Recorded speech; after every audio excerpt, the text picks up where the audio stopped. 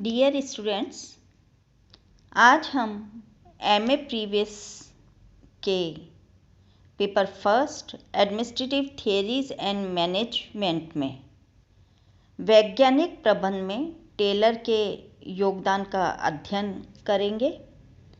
वैज्ञानिक प्रबंध का विकास फ्रेडरिक डब्ल्यू टेलर के नाम के साथ जुड़ा हुआ है। टेलर प्रबंध जगत में वैज्ञानिक दृष्टिकोण प्रतिपादित करने वाले प्रबंध विशेषज्ञ माने जाते हैं। टेलर एक इंजीनियर थे जिनका जन्म 20 मार्च 1856 को हुआ। टेलर ने सन 1878 में मिडवेल स्टील कंपनी में शॉप श्रमिक के रूप में पद ग्रहण किया तथा अपनी योग्यता और लगन के कारण सन 1884 में सिर्फ 28 वर्ष की एज में इसी कंपनी में मुख्य अभियंता बन गए। इसके पश्चात वे प्रबंधकों को परामर्श देने का कार्य करने लगे। इन्होंने कई पेपर भी पढ़े जो कि औद्योगिक प्रबंध के अध्ययन से संबंधित हैं। टेलर की सन 1911 में प्रकाशित पुस्तक प्रिंसिपल्स ऑफ साइंटिफिक मैनेजमेंट का वैज्ञानिक प्रबंध में महत्वपूर्ण योगदान है।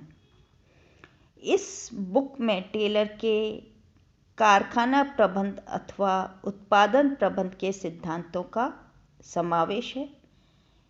एक औद्योगिक संस्थान में कार्यकुशलता किस प्रकार बढ़ाई जा सकती है, इसके लिए मशीन एवं उनके चालकों पर भी ध्यान दिया गया। इसके लिए टेलर ने समय अध्ययन, गति अध्ययन एवं थकान अध्ययन आदि पर प्रयोग किए। ये प्रयोग वैज्ञानिक प्रबंध में महत्वपूर्ण स्थान रखते हैं। टेलर ने कच्चे लोहे को हटाने के प्रयोग, the shovelling experiments, metal cutting experiment, midwell experience प्रमुख हैं। इन प्रयोगों के माध्यम से ये बताया कि किस प्रकार किसी कार्य को एक सर्वोत्तम ढंग से किया जा सकता है। टेलर, जो कि जीवन को परिश्रम, चिंतन और वैज्ञानिक दृष्टिकोण से देखते थे, का मानना था कि जीवन में आनंददायक कार्य करने से अधिक कार्य को आनंददायक बनाना अधिक महत्वपूर्ण है। इसके साथ ही संगठन के अंतर्गत कार्यों को नियोजन एवं क्रियात्मक दो भागों में विभाजित किया। नियोजन के अंतर्गत उच्च प्रबंधकों द्वारा सोचने वाला कार्य अधिक किया जाता है, जबकि क्रियात्मक कार्य के अंतर्गत श्रमिक कार्य करने अथवा यंत्रीकरण संबंधी कार्य से अधिक संबंधित होते हैं। टेलर की अन्य जो पुस्तक है वो है साइंटिफिक मैनेजमेंट और शॉप मैनेजमेंट प्रमुख हैं।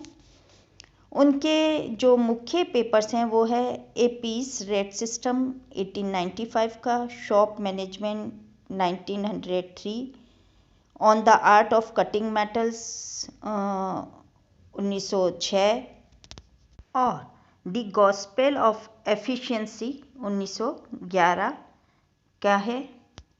टेलर को वैज्ञानिक प्रबंध का जनक कहा जाता है, साथ ही उन्हें कार्यकुशलता का सृजनकर्ता भी माना जाता है। टेलर का वैज्ञानिक प्रबंध में महत्वपूर्ण योगदान है। प्रबंध को विज्ञान बनाने में टेलर की भूमिका रही है। टेलर प्रबंध को एक विज्ञान मानते हैं। संगठन में प्रत्येक कार्य को वैज्ञानिक दृष्टिकोण से आंका जाना चाहिए, उनका मानना था। प्रयोगों की सहायता से ही टेलर ने कार्य, समय और थकान अध्ययन किए और कार्मिकों के चयन के वैज्ञानिक आधार को प्रस्तुत किया और इससे प्रबंध एक विज्ञान के रूप में कार्य करता है। टेलर ने इस बात पर भी जोर दिया है कि किसी भी संस्थान में एक उचित प्रबंध संगठन का विकास किया जाना चाहिए। ये एक प्रकार से एक यंत्र का कार्य करता है जिनके माध्यम से प्रबंध कार्यों का संपादन आसानी से किया जाता है। टेलर ने दोनों पक्षों यानी कि श्रमिक और प्रबंधक दोनों के हितों और सामूहिक विकास हेतु प्रबंध के सिद्धांतों का प्रतिपादन किया। वो इस प्रकार से हैं ये सिद्धांत कि कार्य अनुमानों का सिद्धांत, जिसके अंतर्गत कार्य के बारे में पहले से ही योजना बनाना, या अर्थात कार्य का जो क्रम है या जो कार्य की जो विधि है उसको निर्धारित किया जाना चाहिए। प्रयोग का सिद्धांत, जिसमें कार्य करते समय प्रयोग किए जाने वाले जो उपकरण हैं, यंत्र हैं, उनको निर्धारित करना चाहिए। कार्मिकों के वैज्ञानिक चयन और प्रशिक्षण का सिद्धांत दिया कि विशिष्ट कार्यों को करने के लिए सर्वश्रेष्ठ व्यक्तियों का चयन किया जाना चाहिए। कार्य के वैज्ञानिक आवंटन का सिद्धांत दिया, जिसमें कि जो संपूर्ण कार्य है उसका जो समय निर्धारित करने की बजाय उनको छोटे छोटे हिस्सों में, पार्ट में समय निर्धारित करना चाहिए। समापीकरण का सिद्धांत, सामग्री के वैज्ञानिक चयन और उपयोग का सिद्धांत, आधुनिकतम और प्रभावी उपकरणों का सिद्धांत, प्रेरणात्मक मजदूरी का सिद्धांत। अर्थात टेलर के अनुसार उच्च स्तर का कार्य करने के लिए श्रमिकों को प्रेरित किया जाना चाहिए। कुशल लागत लेखा प्रणाली का सिद्धांत, संतोषजनक कार्य दशाओं का सिद्धांत, साथ ही मानसिक क्रांति का सिद्धांत दिया और क्रियात्मक संगठन का सिद्धांत, अपवाद का सिद्धांत। टेलर ने ये जो अपवाद का सिद्धांत दिया उसकी ये मान्यता है कि अपवाद स्वरूपी कुछ ही मामले उच्च प्रबंधों तक पहुंचने चाहिए। अर्थात मतलब जो प्रकरण है उनका निपटारा अधिकांशों का अधीनस्थों द्वारा कर देना चाहिए, ताकि प्रबंधकों का जो मूल्यवान समय वो उद्यम की महत्वपूर्ण गतिविधियों में काम आ सके। टेलर ने प्रबंधकों के दायित्व में 4 नए दायित्व और बताए हैं। कर्मचारियों के कार्य के प्रत्येक तत्व के लिए विज्ञान का विकास करें, जिससे कि परंपरागत जो अंगूठा नियम है को बदला जा सके। कर्मचारियों के अधिकतम विकास हेतु उनका वैज्ञानिक चयन और प्रशिक्षण दिया जाए। कर्मचारियों के साथ वे पूर्ण सहयोग करें, जिससे कि विज्ञान के सिद्धांतों के अनुसार कार्य किया जा सके। साथ ही प्रबंधकों और कर्मचारियों के मध्य कार्य एवं उत्तरदायित्व का समान विभाजन होना चाहिए। इन प्रबंधकीय दायित्वों से श्रमिकों और प्रबंधकों में पारस्परिक सहयोग और विश्वास स्थापित होगा। टेलर ने वैज्ञानिक प्रबंध के वर्णन में ये बताया कि टेलर के अनुसार जो वैज्ञानिक प्रबंध है प्रत्येक कार्य के चिंतन में, निष्पादन के तरीके में, उसकी योजना का निर्माण व उसके क्रियान्वयन आदि का अध्ययन करता है। टेलर का ये मानना था कि इनमें हमेशा सुधार करते रहना चाहिए। वैज्ञानिक प्रबंध के दर्शन में टेलर ने जिन तत्वों को शामिल किया उसका सार इस प्रकार है। विज्ञान न कि अंगूठे का नियम। इसका तात्पर्य है कि जो अनुभव हैं, जो अनुमान है, जो अंतर्ज्ञान है, उसके आधार पर विकसित जो परंपरागत विधियों के स्थान पर वैज्ञानिक ढंग से विकसित कार्य विधियों का उपयोग करना चाहिए। दूसरा जो सार बिंदु है कि शांति न कि संघर्ष। टेलर मानते थे कि वैज्ञानिक प्रबंध के लिए संस्था के प्रत्येक स्तर पर, प्रत्येक विभाग में शांति रहनी चाहिए, उनमें कॉन्फ्लिक्ट नहीं रहना चाहिए, कोई प्रतिकूल परिस्थितियां नहीं होनी चाहिए। अगर कोई विषमताएं होती हैं उनको दूर करके अनुकूल परिस्थितियां या समन्वय को बनाना चाहिए। सहयोग न कि व्यक्तिवाद। टेलर का मानना था कि कोई भी संगठन में, कोई भी उद्यम में प्रबंधक को अपने श्रमिकों के साथ पूर्ण सहयोग करना चाहिए।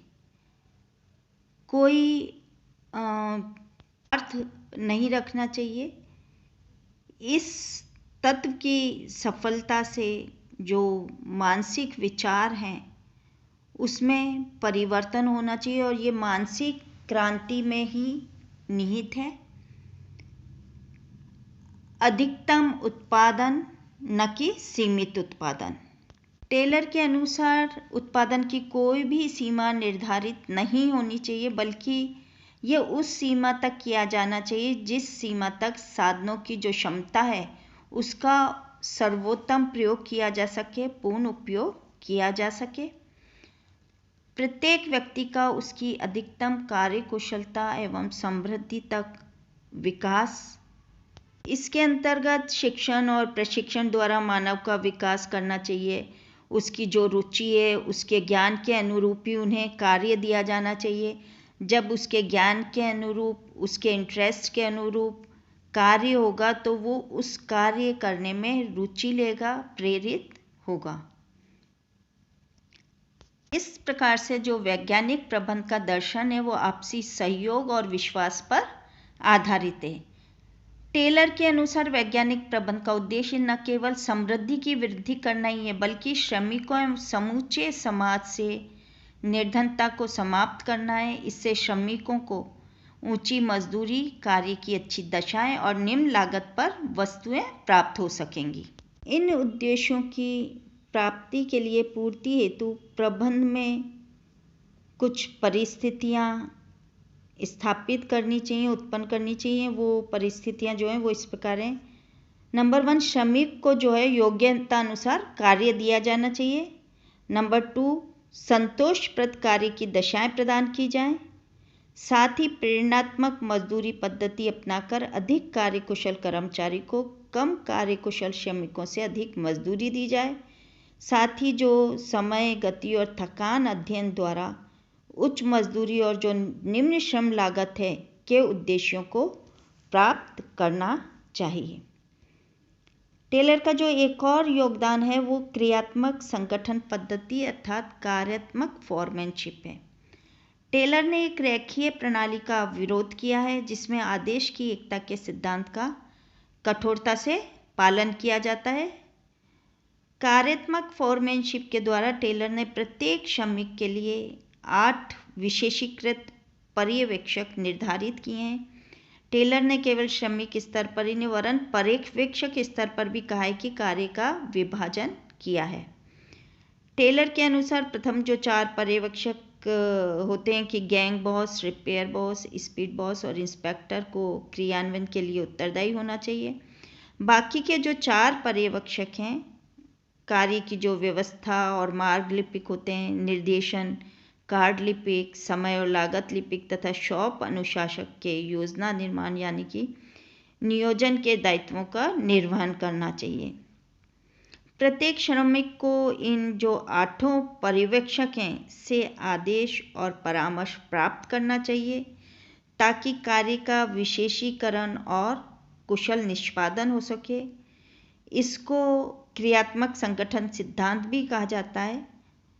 यह सिद्धांत जो है मैक्सिमम आउटपुट पर जोर देता है। टेलर का जो महत्वपूर्ण योगदान है मानसिक क्रांति के रूप में, टेलर ने वैज्ञानिक प्रबंधकों तथा श्रमिकों के लिए मानसिक क्रांति के रूप में देखा है। टेलर की मान्यता है कि श्रमिक एवं प्रबंधकों को एक दूसरे पर अविश्वास नहीं करना चाहिए बल्कि एक दूसरे के सहयोग से अपने हितों की पूर्ति का प्रयास करना चाहिए। टेलर के जो वैज्ञानिक प्रबंध के ये जो नियम हैं व्यवहारिक रूप में किसी भी संगठन में लागू होने के लिए उसके लिए अनुकूल वातावरण का होना जरूरी है और इस वातावरण को प्राप्त करने हेतु टेलर के द्वारा मानसिक क्रांति की विचारधारा को दिया गया। मानसिक क्रांति का जो तात्पर्य है वो है कि व्यक्तियों के जो मानसिक दृष्टिकोण में परिवर्तन से है और परिवर्तन करना से है। मानसिक क्रांति के अंतर्गत 2 प्रकार के परिवर्तन की जरूरत है, आवश्यकता है कि प्रबंध और श्रमिकों के द्वारा वैज्ञानिक प्रबंध के नियमों को समझा जाए और दूसरा प्रबंध और श्रमिक जो हैं मुनाफे के बंटवारे पर ध्यान न दें वरन उत्पादन की मात्रा को अत्यधिक करने का प्रयास करें, जिससे अत्यधिक उत्पादन से श्रमिक, प्रबंध एवं ग्राहक इन तीनों को लाभ होगा। कह सकते हैं हम कि वैज्ञानिक प्रबंध का जो मूल सार है वो मानसिक क्रांति है। Thank you.